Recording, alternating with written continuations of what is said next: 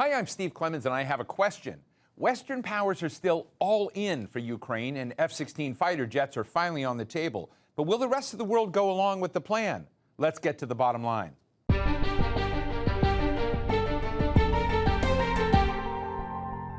Ukraine and China were high on the agenda in the Group of Seven meeting in Hiroshima, Japan last week. Ukrainian President Volodymyr Zelensky was invited, and he got a promise from U.S. President Joe Biden to allow training on American-made F-16s, which is probably a first step toward getting those fighter jets to Ukraine. Up until now, the U.S. didn't want to send those weapons to Ukraine for fear of escalating the war, because they can hit targets deep inside Russian territory. The G7 attacked China for using so-called economic coercion to force countries to bend to its will, and China responded by calling the G7 as a, quote, exclusive bloc that's not representative of most of the world.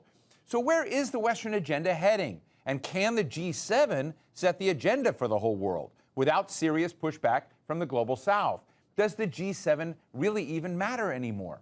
Today, we're talking with Ian Bremmer, president and founder of the Eurasia Group, which studies political risk around the world, and he's the author of a great book, The Power of Crisis. Ian, thank you so much for talking to us today about G stuff, as I call it, G7, G0, G2, whichever Gs we have. But we just had a G7 meeting in Hiroshima, and I would love to get a snapshot from you right now on whether you think this meeting was relevant to any of us. It's very relevant, and the G7 has become much more cohesive, much more united, in part because we are living in a G0 world, because there is an absence of global leadership and the presence of threat and crisis geopolitically. The Russian invasion of Ukraine, the Chinese government becoming much more economically powerful, but not aligned with the United States or its allies in political or economic system.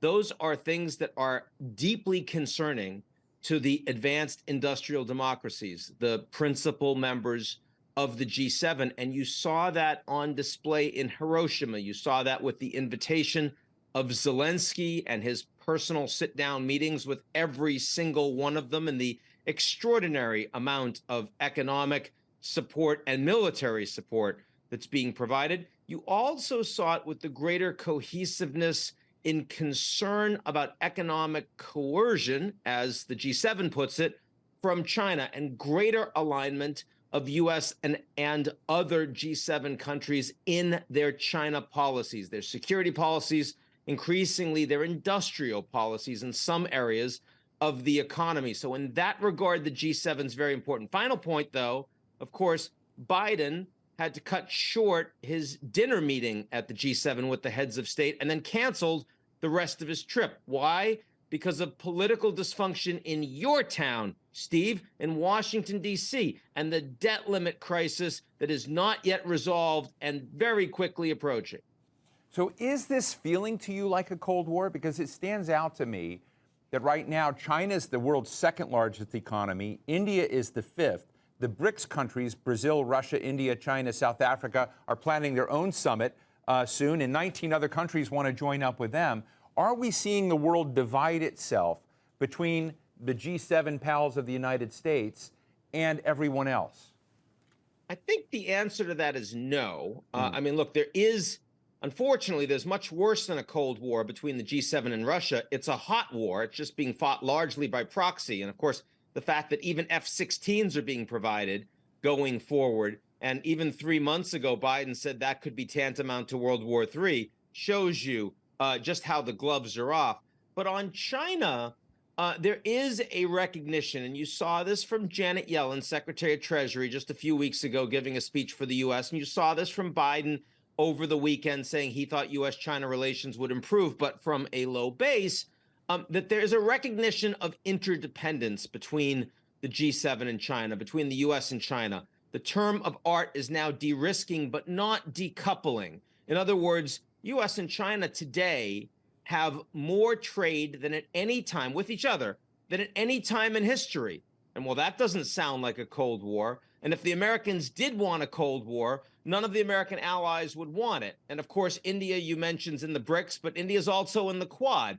And all of those developing countries, many of them have very good security relations with the US, but they have very strong economic relations with China. So it's a lot more complicated than just saying Cold War 2.0. But there certainly is no trust between the United States and China today. And there's increasingly very little trust between the G7 and China, given that these are the two largest economies in the world. That's not a comfortable position to be in.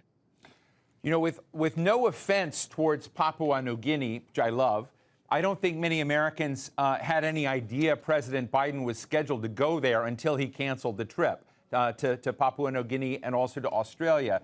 And we've since learned that Papua New Guinea has agreed to become a site of American naval bases. And it raises this question of whether this encirclement strategy of laying out bases, military capacity, alliances, around China, which is a Chinese paranoid fear, is actually something they should be fearful about. What are your thoughts on the military encirclement of China by the United States and its allies and Papua New Guinea? We need to recognize that China today is the dominant trade partner economically for a large majority of all the countries in the world. And that does not mean that the Americans are being encircled economically. It just means that China has a strong and robust economy that the state is driving, and they are investing outwardly everywhere. And they'll be the largest economy in the world probably by 2030, 2032. The United States is the dominant military power in the world. The U.S.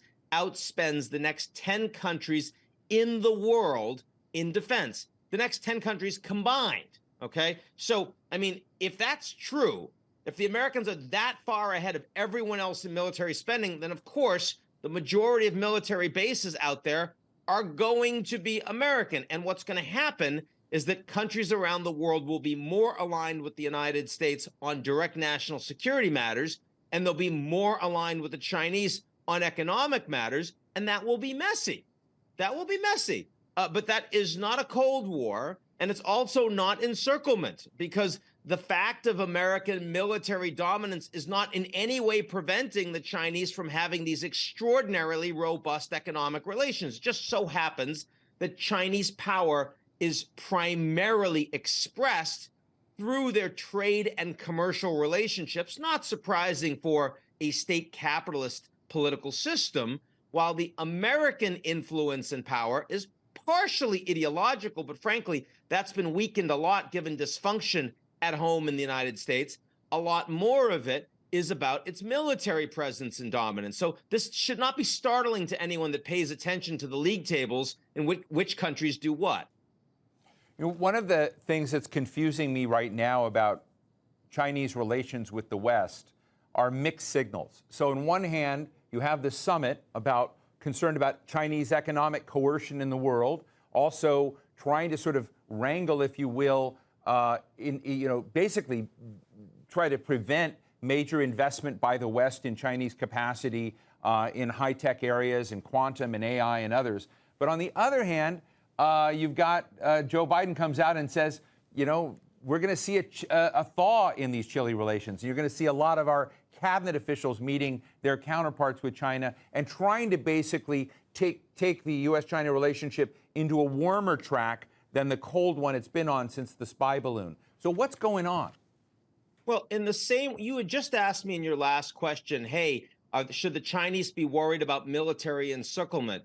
When the Americans and the G7 talk about Chinese economic coercion, it is the same concern. It's just from a different lens, because the Americans don't have the ability to do global economic policy through the state. They can't build a Belt and Road the way the Chinese can. And the Chinese can't build credible military bases around the world or a defense export strategy the way the Americans can. And it turns out that reality makes both countries kind of uncomfortable. But despite that, the Americans and the Chinese both see that they need each other and that need is not going to go away. So just as there's a lack of trust and just as there's concern on the economic and military side, you also have both countries wanting to meet and wanting to talk about those areas where there can be a level of greater cooperation, and that there is a level of greater cooperation. I mean, the trade relationship is enormous cooperation. We just don't talk about it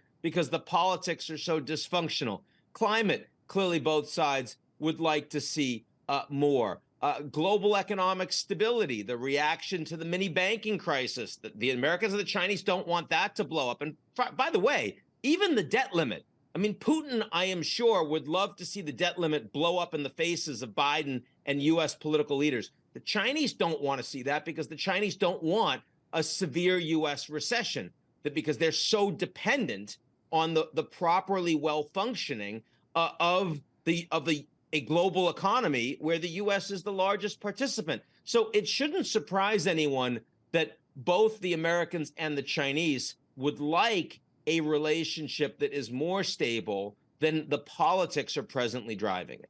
I mean, you're describing a situation in which two adversaries or rivals are joined at the hip and are mutually dependent on each other's, survival, not just survival, but actually needing to thrive.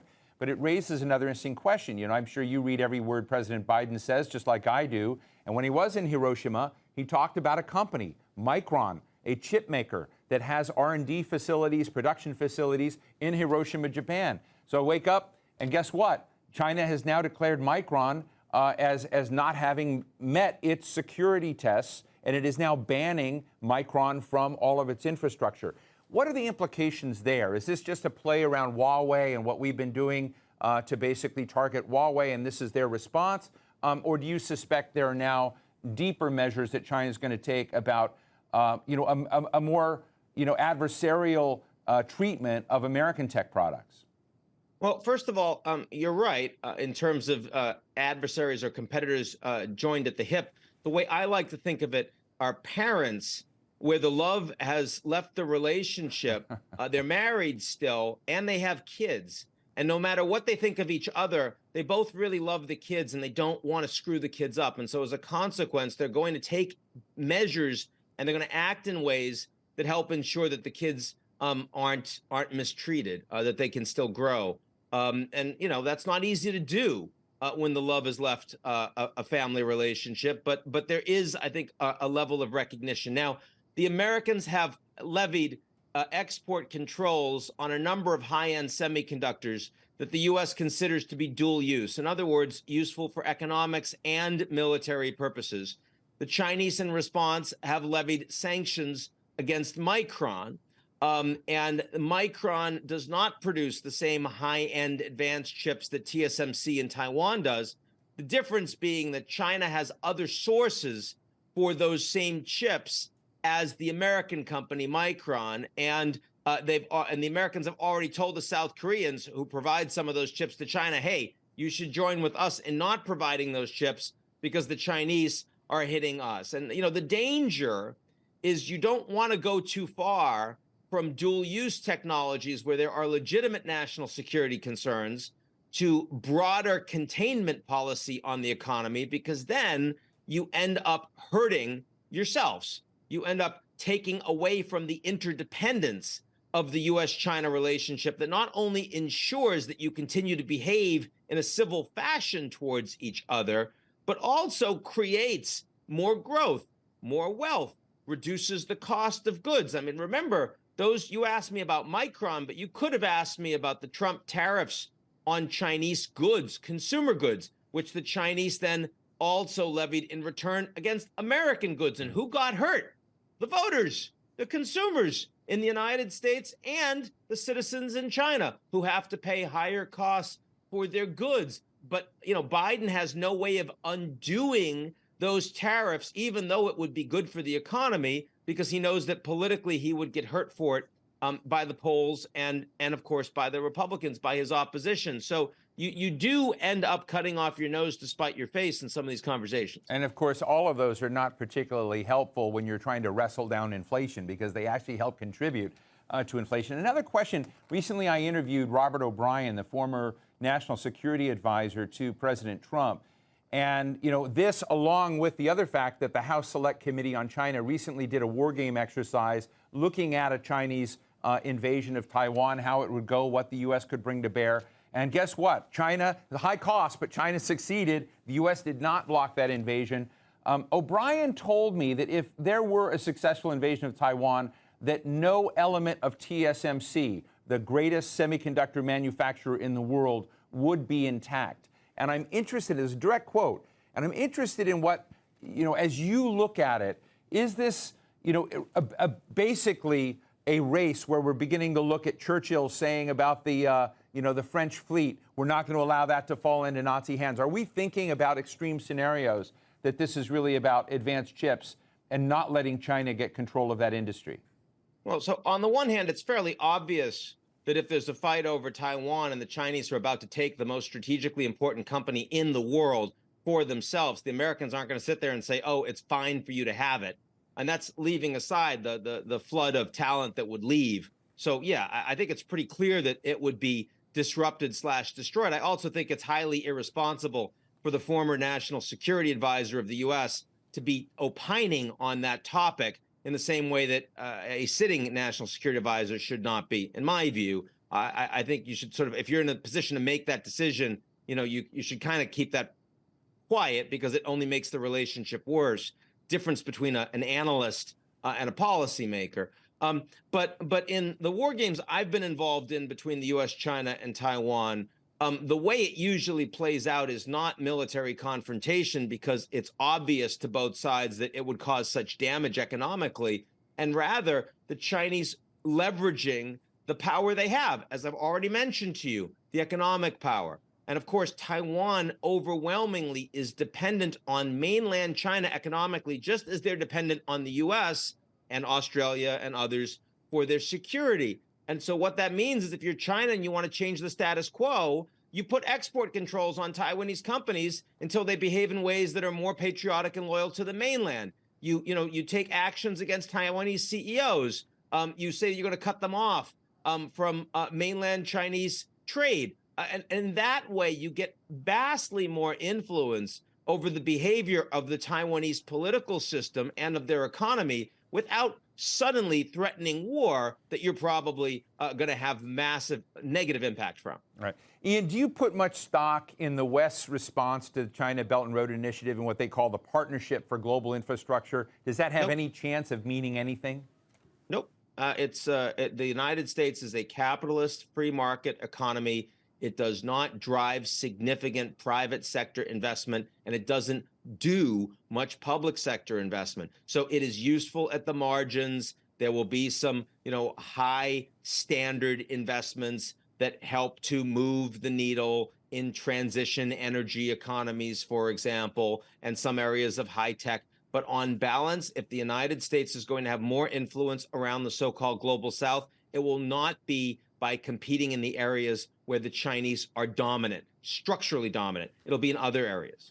I was recently in Warsaw, Poland, and also Tallinn, Estonia, at national security forums. And I have to say that among European friends, the feeling was pervasive, one of thanks to the United States for all it had done in Ukraine, but also frustration with what they saw as the Biden administration dithering on key weapons decisions and whatnot, and marshaling, the support that Zelensky needs, they feel, to push Russia out of the picture. And they fear that America is designing what may become, or at least acquiescing to, a frozen conflict, something like North and South Korea. This was a pervasive view. And they said, in that world, Putin wins and the West loses. Do you have thoughts on that? Well, first of all, you said you were in Poland and in Latvia? Estonia. Estonia. Tallinn, yes, Estonia. And I would point out that those are two of the European countries that are most strongly aligned with defending Ukraine and more hawkishly disposed towards Russia than any of the other Europeans. It's the Baltic states, Poland, and the Nordics.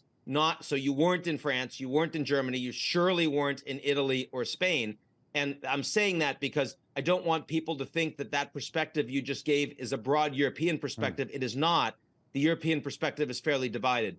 On military support for Ukraine, the Americans are, of course, doing more than any other country by a long margin. That's not surprising given America's power. But also the Americans are the ones that have been pushing, and they are more closely aligned with the countries you just mentioned and the ones I just mentioned. That's particularly true now because of Biden's willingness to support these Storm Shadow missiles coming from the UK, which is a precursor to the Americans providing ATACMS to Ukraine. Also, the willingness to train Ukrainian pilots on the F-16s, that's a precursor to providing F-16s and allowing other countries to. In other words, the gloves from the United States on providing military support to Ukraine are off. And you'll see that support. You will see military and security guarantees. And of course, you will also see economic support for reconstruction. And all of those things are meant as precursors for what will be, at some point, some form of negotiations between the Russians and the Ukrainians. And the Americans want the Ukrainians to be in a much stronger position, militarily, economically, and diplomatically, before they start engaging in negotiations. That's why the Americans have waited for the counteroffensive, and that's why the Americans are stepping up the military support they're providing for Ukraine. So I actually think the concerns that you have raised are diminishing, and as of the G7 in Hiroshima, and are likely to diminish over the course of what we hope will be a relatively successful Ukrainian counteroffensive. Final question, Ian, and thank you so much for your candor in all of this, but I agree with you that the G7, as I've seen it, you haven't seen it this aligned in a long time. At the same time, it's concerns about China. It's very big concerns about Russia. Russia is now the most sanctioned country in the world. I don't even know what more you can sanction. They found 200 more ways to sanction Russia. What's remarkable to me is how easy it is in this world today to end run anything the G7 does. The Russian economy is resilient in the face of all this. China has its own forms of resilience. And it just brings me back to this question of how much traction does the G7 really have in, and I say this in a world so respectful of you looking at the G0 realities out there, do they fundamentally matter anymore when you can end run? They matter less. The G7 used to be it. The G7 used to run the world, and then the Russians were brought in after Soviet collapse, the G7 plus one, and that didn't work very well. Then you created the G20, the 20 largest economies, but they weren't aligned. So the G20 couldn't do very much. They didn't have the same ability to move the ball. So yes, the G7 still matters, and if you sanction the Russians so heavily, of course that means the gas can't go anywhere. It gets flared, because if the Europeans don't buy it, you can't build infrastructure anywhere else. But you can't do that on food because they're important for the global south. You can't do that on oil because others will buy it. And so it is more limited. And so if the G7 talks, people listen. But let's be clear that, in a relatively short order, the BRICS are going to represent a larger percentage of the global economy than the G7 does. And that's even if you don't expand the BRICS, and you probably are going to expand the BRICS. So what does that mean? It's more complicated, and there's a lack of global leadership. And that's why I wrote about the G0 10 years ago. I always learn from Ian Bremmer, who is president and founder of the Eurasia Group and author of The Power of Crisis. Thank you so much for being with us today. Good to be with you, Steve. So what's the bottom line? It was almost 80 years ago when the global pecking order was established, with the United States and its friends on top. Now that order is coming undone. Old arrangements like the Group of Seven, which started after the Arab oil embargo of 1973, sort of look like a relic from a museum. It's true that those countries represent half of the world's wealth today, but they've got only 10% of the world's people. Today, China is the world's second largest economy, and India is fifth, but they're not members. These days, China can veto progress on just about anything, and other countries like Brazil, India, and Russia, well, they can flex their muscles as well. It used to be that whatever the Western powers wanted became the rules of the world. Those days are really gone. Maybe we're heading to a G0 world where no country's in charge. Or maybe a G2 world where China and the U.S. set all the global deals. But the reality is the sun is setting on the G7 world. And that's the bottom line.